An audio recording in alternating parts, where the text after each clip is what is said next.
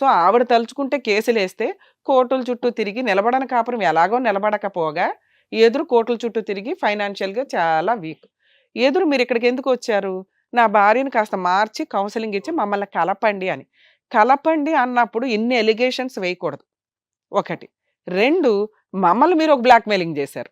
Madam మీరు గనక ఇప్పుడు మా ఆవిడకి ఫోన్ చేస్తే అని మేము చేయలేము. ఒక్క మా నిమిషం అమ్మతో సార్ చెప్పిన వినండి. మాట మీకు చెప్తున్నా మేడం. ఎక్కడన్నా గాని ఇప్పుడు మేము ఆలోచించుకోవాలి 1, 10 సార్లు. మీ నన్ను ఒక వార్నింగ్ ఇచ్చిందండి. మీరెక్కడికన్నా ఎళ్లి కనుక కంప్లెయింట్ ఇస్తే నేను ఆల్రెడీ సూసైడ్ చేసుకొని పిల్లల్ని కూడా చంపేస్తానని. అప్పుడు మేము రిస్క్ తీసుకోవడం అవుతది గదా!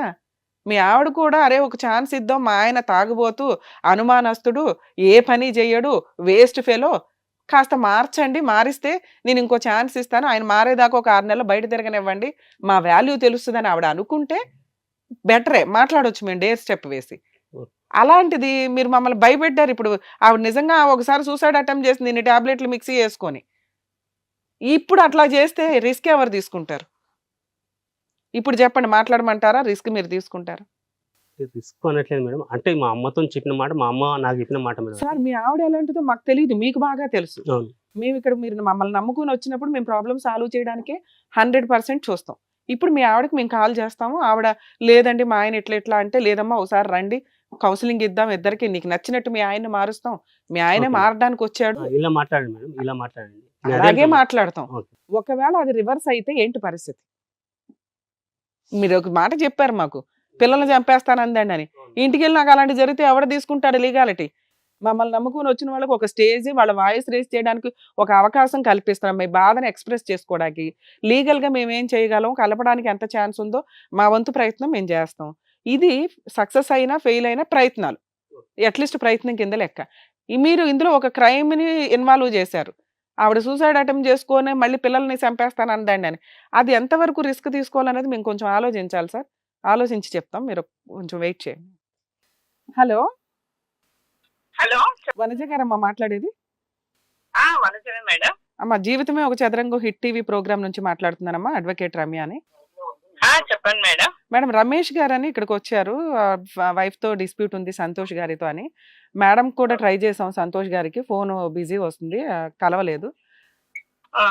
సో మీకు ప్రాబ్లమ్ తెలుసంటే యాక్చువల్‌గా మేము అనాల్సినవి అనేసాం ఆయన్ని. ఎందుకంటే మాకు కేస్ ఏంటి, రియాలిటీ ఏంటి అర్థం అవుతది కదా! అదే. కాకపోతే అసలు అమ్మాయి తరపు నుంచి కొంచెం ఎవరైనా మాట్లాడే వాళ్ళు ఉన్నా అతని ఉద్దేశం ఏంటంటే జరిగినయేవో జరిగిపోయినాయండి. ఇక నుంచి నా భార్య పిల్లలతో కలిసి ఉందాం అనుకుంటున్నాను. నాకొక ఛాన్స్ ఇవ్వమనండి అని రిక్వెస్ట్ చేస్తున్నాడు. ఆయన అంటున్నది ఏంటంటే ఆ అమ్మాయి ఫోన్ తీయకపోయినా వాళ్ళ అక్కకి తెలుసండి విషయం అంతా. ఆళ్ళు తలుచుకుంటే కాపురం నిలబడతది. నా పిల్లలకి తండ్రినివ్వండి, నా భార్యకి భర్తనివ్వండి, నాకు కుటుంబాన్నివ్వండి అనేది ఆయన రిక్వెస్ట్. మీరేమంటారు? అసల ఈయనతో ప్రాబ్లమ్ ఏంటి ఆవిడ వదిలేయడానికి? మేడం ఇప్పుడు వైఫ్ అండ్ హస్బెండ్స్ అంటే పెళ్ళై 15 సంవత్సరాలు అవుతుంది మేడం. అవును. అయితే ఇప్పుడు మనకు బయటికి కనిపించేదే మనకు తెలుసు. వైఫ్ అండ్ హస్బెండ్స్ వాళ్ళకే తెలియాలి లోపల ఏం జరుగుతుంది అని. ఏం జరుగుతుంది అనేది వాళ్ళకే తెలియాలి. అయితే ప్రతిసారి ఇప్పుడు ఏదే గాని మనము పర్సన్ తను నేను ఎదురుకుంటే మన మాటలు కరెక్ట్ గా ఉంటాయి మేడం. అవును. అవును. తను అక్కడ ఏదో చెప్పేసి నేను ఇక్కడ ఏదో చెప్పడం మేడం ఏమీ చెప్పలే. యాక్చువల్‌గా అవుతుందేమో మీరే చూడండి మేడం మాటలు. అది అందుకనే తనకి ఫోన్ చేసామండి. తన వర్షన్ కూడా తెలిస్తే రియాలిటీ ఏంటో తెలుస్తది కదా! కాపురం నాశనం చేసుకున్నాడా? నాశనం చేసిందా అనేది. ఇప్పుడు అయినా కూడా కాపురం కావాలని ఇతను అడుగుతున్నాడు కాబట్టి మనం ఇతన్నే తిట్టాలి. వద్దు అనేవాడు ఇన్ని ఎలిగేషన్స్ చెప్పడానికి కుదరదు కదా! ఎళ్లి లీగల్‌గా చూసుకొని డైవర్స్ కేస్ ఏసుకోవాలి. కానీ కాపురం కావాలండి అని అడుగుతున్నాడు కాబట్టి నిలబెట్టడానికి మనకున్న ఆప్షన్స్ ఏంటనేది ఒకసారి మిమ్మల్ని కూడా అడుగుదామని. మీరేమన్నా పెద్ద మనుషులు పంచాయతీ పెట్టి వాళ్ళని ఏమన్నా కలపడానికి అవకాశం ఉందా? మేడం అట్లా మేము అసలు చెప్పి 15 సంవత్సరాలు అవుతుంది మేడం. ఎవరికి చెప్పాల్సి వచ్చింది? అబ్బాయికి చెప్పాల్సి వచ్చిందా? అమ్మాయికా? పిల్లలు మేడం ఒక్క నిమిషం మేడం. పిల్లలు ఉన్నారమ్మా, పిల్లలు ఉన్నారు, ఆడపిల్లలు ఉంది, పోనీ అమ్మ పోనీ ఆయన మారకపోతాడా అని చెప్పేసి చెప్పినాం మేడం. చాలా సార్లు చెప్పినాము. ఎప్పుడు ఇంకా అమ్మాయి అంత సీరియస్ గా చూసుకుని నేను చచ్చిపోయే వరకు మీరు ఇట్లనే చేస్తారు, నేను పిల్లలకు విషయం పెట్టేస్తే నేను చచ్చిపోతే నాకు సంబంధం లేదని చెప్పేసి అమ్మాయి మాట్లాడుతుంది మేడం. ఈసారి ఇంకా సీరియస్ అయిపోయి నెల 15 రోజులు భార్య పిల్లల్ని వదిలేసి వెళ్ళిపోయిండు మేడం ఎక్కడికో. సంవత్సరానికి ఒక్కసారి వెళ్ళిపోతాడు. సంవత్సరానికి ఒక్కసారి ఎక్కడికి వెళ్ళిపోతావు నువ్వు? అదే నా చెల్లి ఒక్క రోజు వెళ్ళిపోతే నువ్వు ఎట్లా మాట్లాడతావు?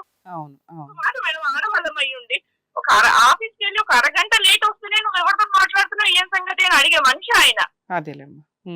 అట్లా అమ్మాయి 17 సంవత్సరాల నుంచి సఫర్ అవుతుంది ఆయనతో.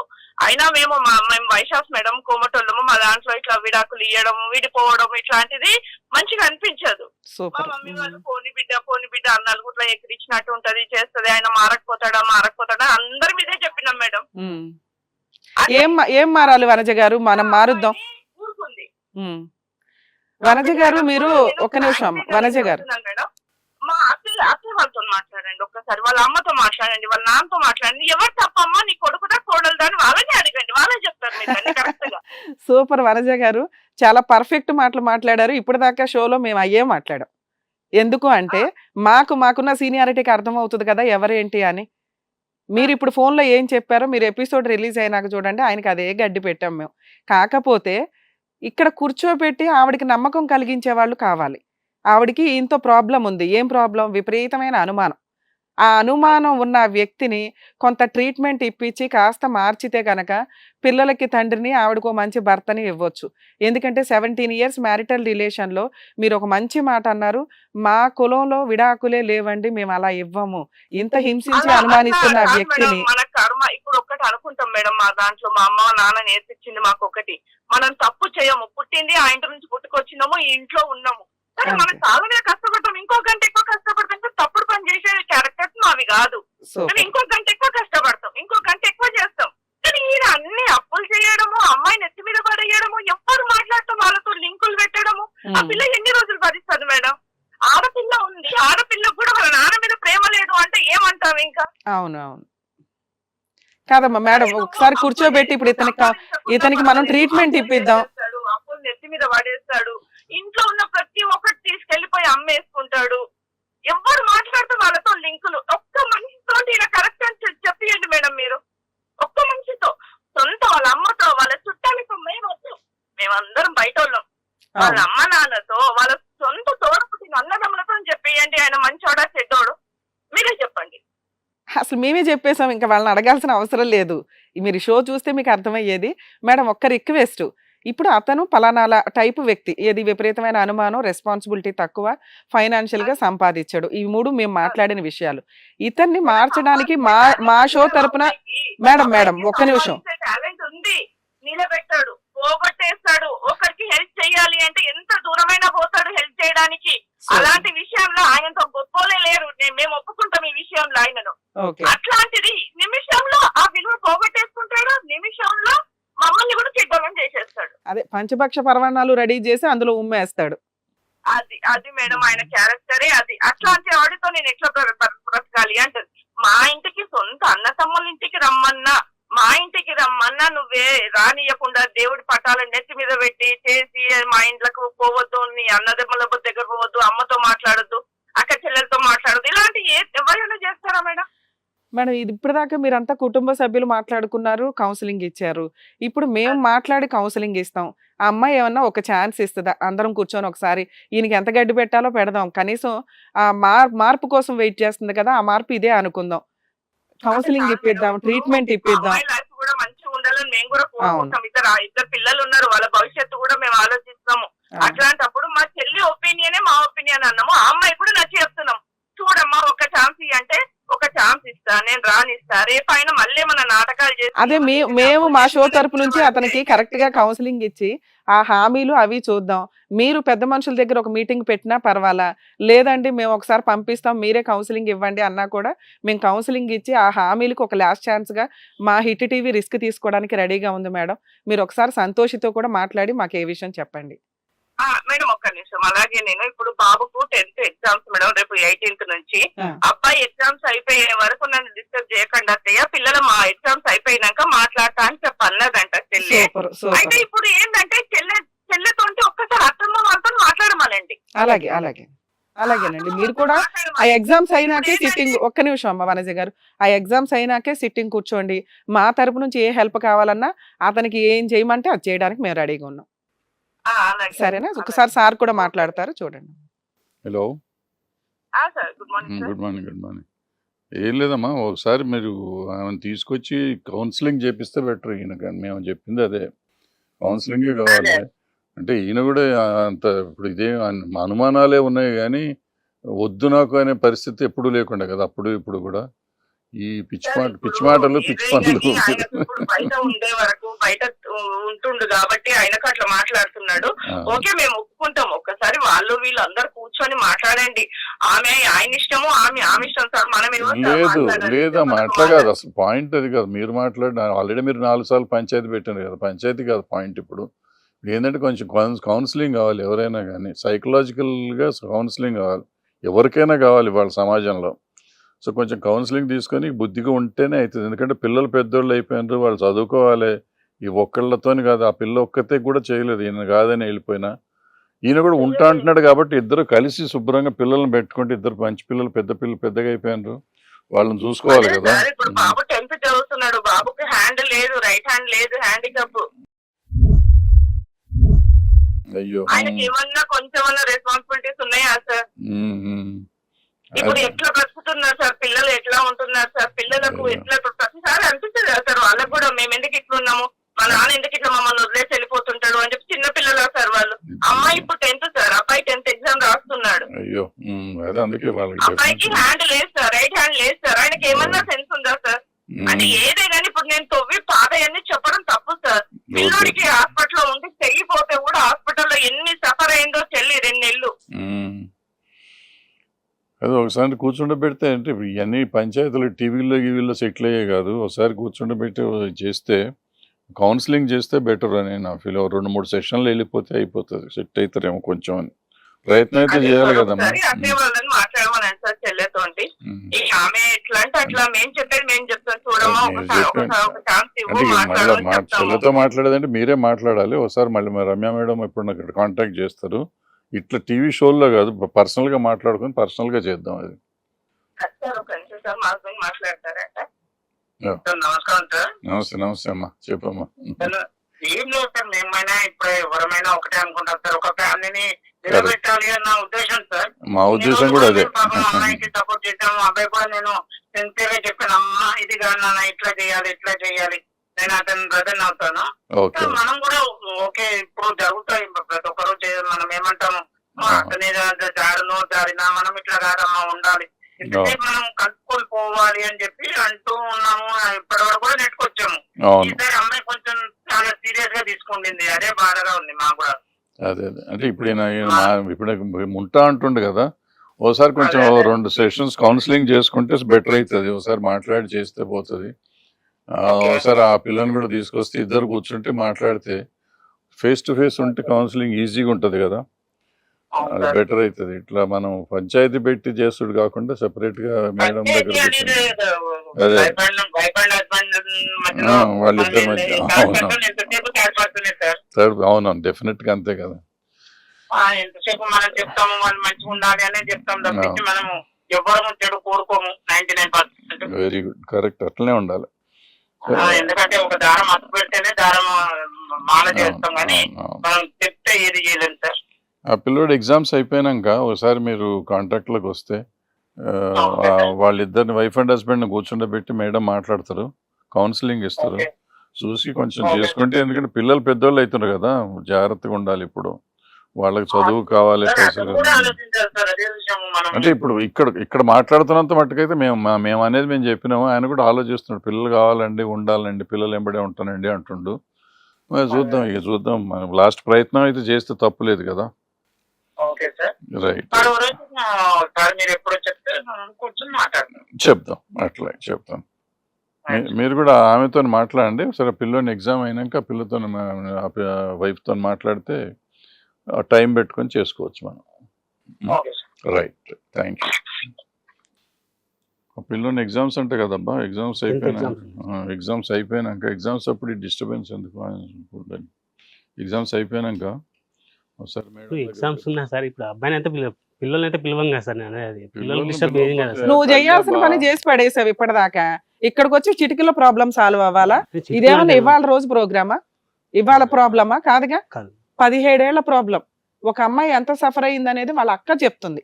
మేము ఒక్క నిమిషం అవుట్ సైడ్ వినకుండానే మాకు ఒక క్లారిటీ వచ్చింది మీ బిహేవియర్ వల్ల. ఆ అమ్మాయి వాయిస్ ని మేము మాట్లాడాము ఇక్కడ ఇప్పుడు దాకా. మీరు అదేంటంటే నేను ఇక్కడికి వస్తే నాకు ఫేవర్ గా మాట్లాడేసి నాకు న్యాయం చేసేయాలని కాదు కదా. మాకు ఉన్నది ఉన్నట్టు మాట్లాడడం అలవాటు. ఆ అమ్మాయి వచ్చి ఇక్కడ చెప్పాల్సిన అవసరం లేకుండానే మేము ఇందాక మాట్లాడాం. ఏంటి అంటే మీ క్యారెక్టర్ ఇట్లా అయ్యి ఉండొచ్చు, పని చెయ్యవు, సంపాదించవు, రూపాయి దాయి లేదు, రెస్పాన్సిబిలిటీ తక్కువ. కాకపోతే వాళ్ళ అక్క ఇంకా ఉత్తమంగా మాట్లాడింది మీ గురించి. ఏమని? ఆయన వాళ్ళకి తెలుసు మేడం, వాళ్ళ తలుచుకుంటే నిమిషంలో సంపాదిస్తాడండి, కానీ నిలబెట్టాడు. ఎవరికన్నా ప్రాబ్లం వస్తే ముందు పరిగెత్తుకొని వెళ్తాడు. ఇంట్లో ప్రాబ్లంలు క్రియేట్ చేసేదే ఆయన. యూజ్ ఏముంది ఇక్కడ? కుటుంబం పోయి రోడ్డు మీద పడింది ఎవరు? ఇందా నుంచి లాజిక్ కొడుతుందండి. ఎప్పుడు కూడా అత్తమామలతో సఖ్యంగా ఏ కోడలు ఉండదు, మీ ఆవిడ ఉంది అంటేనే మీ క్యారెక్టర్ ఎక్కడో పడిపోయిందండి అని చెప్తున్నామా? అదే వాళ్ళు చెప్తున్నారు. మీ ఆవిడ వచ్చి ఇక్కడ మాట్లాడాల్సిన అవసరం లే, ప్రాబ్లం అంతా నీ దగ్గర ఉంది. ఆ అమ్మాయి చేస్తున్న మేడం మిస్టేక్ ప్రాబ్లం ఏంటి? ఓకే మేడం, ప్రాబ్లం ఆ అమ్మాయి చేస్తున్న మిస్టేక్ ఏంటి? ఫోన్లు మాట్లాడుతుంది. మీకు అవసరం ఉంది కాబట్టి ఆ టాపిక్ మీకు వెత్తడానికి అవకాశం లే. ఇప్పుడు మేము బతులాడి వాళ్ళని, ఆ అమ్మాయి ఫిక్స్ అయిపోయింది నాకు వద్దు బాబోయ్ ఇతను అని. అయినా మేము వాళ్ళని రిక్వెస్ట్ చేసాం, మీరు మమ్మల్ని నమ్ముకొని ఇక్కడికి వచ్చారు కాబట్టి. ఏమని? 1కి 4 సార్లు ఆ పెద్ద మనుషుల పంచాయతీ ఏదో పెట్టండి. వాళ్ళు అంటున్నది ఏంటి? పిల్లాడు ఎగ్జామ్ అయ్యేదాకా ఆగండి అని. నువ్వేం మాట్లాడుతున్నావు తెలుసా?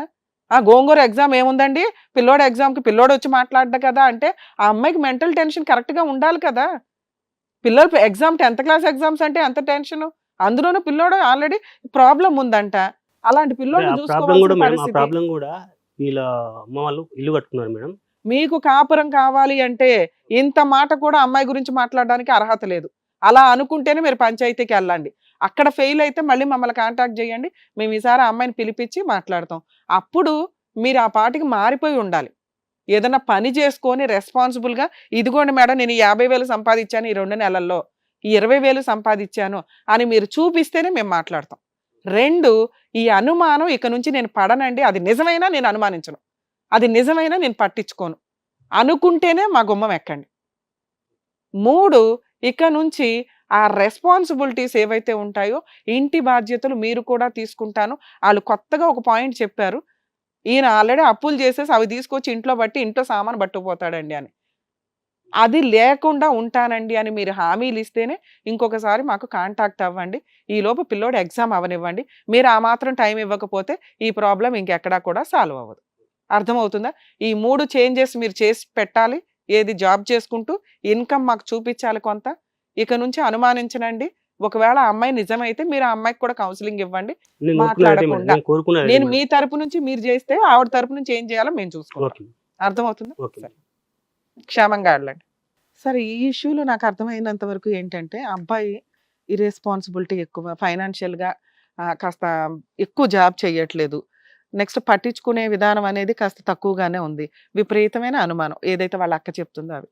కానీ ఆ అమ్మాయి వైపు భర్త అట్లా అనుమానిస్తున్నాడు అంటే యాక్చువల్గా వాళ్ళు ఒక మాట అన్నారు, పలానా కుటుంబంలో ఉన్నాం మేము, పలానా క్యాస్ట్లో ఉన్నామండి, మేము అంత గబుక్కుని డైవర్స్ తీసుకోము అని.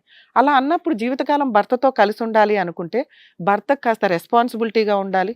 భర్త ఏదైతే డౌట్ పడుతున్నాడో అవి రిపీట్ అవ్వకుండా చూసుకుంటే బాగుండేది ఆ అమ్మాయి. ఎందుకంటే 2 పిల్లలకి తల్లిదండ్రులు వీళ్ళిద్దరూ ఖచ్చితంగా మైనస్లు ప్లస్లు ప్రతి వాళ్ళలోనూ ఉంటాయి. ఆవిడలో ఉన్న మైనస్లు ఏంటంటే రిపీటెడ్గా ఫోన్లు మాట్లాడడం కానీ ఆయనకి డౌట్ వచ్చేలాగా క్రియేట్ చేయడం. అవి లేకుండా ఉంటే ఇతనికి ఆ డౌటే వచ్చేది కాదు. అలాగే ఇతనిలో ఉన్న మైనస్ ఫైనాన్షియల్ ప్రాబ్లమ్ చాలా సివియర్గా కనిపిస్తుందండి. ఇర్రెస్పాన్సిబిలిటీ ఇవన్నీ కొంచెం ఆయన అది చేంజ్ అయితే మనం ఇంకొకసారి వాళ్ళని పిలిచి అవకాశం ఉంది. లేదా వాళ్ళు ఆల్రెడీ మనతో అనటం ఏంటంటే మేము ఇంటి దగ్గర సాల్వ్ చేసుకుంటామండి, మేము డైవర్స్ ఇచ్చే టైప్ కాదు, ఆయన మారితే ఇంకొక ఛాన్స్ ఇస్తామన్నారు. మనం కూడా ఆ మార్పు కోసం మనం వెయిట్ చేద్దాం. ఇన్ కేస్ అక్కడ అవ్వకపోతే ఇంకొకసారి మాట్లాడడానికి అవకాశం. వాళ్ళకి అంటే ఇప్పుడు ఆయన మాట్లాడిన ప్రకారం ఏంటంటే ఆ పిల్లడు ఎగ్జామ్ అయినాక ఒకసారి కూర్చొని వాళ్ళు మాట్లాడుకోవచ్చు ఇది ప్రాబ్లం. ఈయన కనుక జాబ్ చేసుకుంటూ ఇంకోసారి అనుమానించడం అంటే అమ్మాయి ఇంకో ఛాన్స్ ఇస్తుంది. ఇన్ కేస్ ఫెయిల్ అయితే అప్పుడు అనుమానించడం అంటే ఈ అనుమానం జరుగుతూనే ఉంటుంది. ఆ అమ్మాయి ఎట్లా ఉంటుంది అనేది చూడాలి. అనుమానం ఏం లేదు, ఆ అమ్మాయికి కూడా కంట్రోల్ అవుతానే ఉంది కదా. ఇప్పుడు 4 సార్లు 17 సంవత్సరాలు కాపురం చేశారు వాళ్ళు. వాళ్ళ ఒక రోజు కాదు 2 రోజులు కాదు. వాళ్ళు చెప్పే లెక్క ప్రకారం పెళ్లి ముందు రోజు నుంచి గొడవ ఉంటే ఇతను కాపురం చేస్తానే ఉన్నాడు పెళ్లి కంటే ముందు నుంచి. సో ఇతను అనుమానాలే తప్ప రియాలిటీ అయితే చాలా 90% లేదు. అటువంటిప్పుడు శుభ్రంగా అమ్మాయిని చేసుకుని ఆ అమ్మాయి కూడా కొంచెం అడ్జస్ట్ అవ్వాలి. ఫుల్గా పోయినా కానీ కొంత అడ్జస్ట్ అవుతూ చేసుకుంటే, ఎందుకంటే పిల్లలు పెద్దవాళ్ళు అవుతున్నారు. సో ఆడపిల్లలు అడ్జస్ట్ అవ్వాలి, మగవాళ్ళు అవ్వకూడదు అంటే ఇతను కూడా అతను చెప్పే లెక్క ప్రకారం, అతను కాదు వాళ్ళ వదిన గారు చెప్పే లెక్క ప్రకారం కూడా ఏదో వ్యాపారం చేసి సంపాదించగలడు, కావాలంటే ఎప్పుడంటే ఇప్పుడు చిటికీ సంపాదించే క్యారెక్టర్ అని చెప్తున్నాను. అవును, అవును. సో ఇతను సరిగ్గా ఉండి కూర్చు చేసుకుని పిల్లల్ని భవిష్యత్తు బాగు చేసుకోగలిగితే బాగుంటుంది. బాగుంటుందని ఫర్ దట్ డెఫినెట్గా ఈ నీడ్ సమ్ సైకలాజికల్ అవును, కౌన్సిలింగ్. అవును సార్, అవును. బేసిక్గా ప్రాబ్లం అతనితో సైకలాజికల్ ప్రాబ్లమే అతనితో అనిపిస్తుంది. అదేదో కొంచెం కౌన్సిలింగ్ చేసి అతను సరి చేస్తే వాళ్ళ కాపురం బాగుంటుంది.